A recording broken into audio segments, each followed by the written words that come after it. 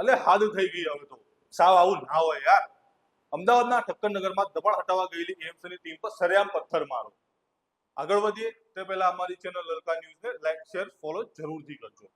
તો વાત એમ છે કે ઠક્કરનગરના વિસ્તારમાં 200 થી વધુ જે દબાણની લારીઓ છે અને હટાવવા એએમસીની ટીમ પહોંચે છે. ત્યારે જ પબ્લિકના ટોળાએ તેમને ઘેરી લીધા અને પથ્થરમારો કર્યો અને ઘણા અધિકારીઓ તો તેમના જ કર્મચારીઓને છોડીને ભાગી ગયા. ખરેખર જો આમાં એવું પણ આક્ષેપ છે એએમસીના ઘણા અધિકારીઓ હપ્તા લે છે. એટલે જેને હપ્તા લેવામાં આવ્યા તેની લારી ના લીધી અને જેની હપ્તા નથી આવ્યા તેની લારી ઉઠાવી લીધી. ખરેખર આ લોકોને જે લારીઓ ભરી છે તેને ઉતારવી પડી અને ભાગવું પડ્યું.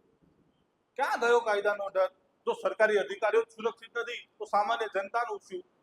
આ તત્વોને કાયદાનો પાઠ ભણાવવો જરૂરી છે.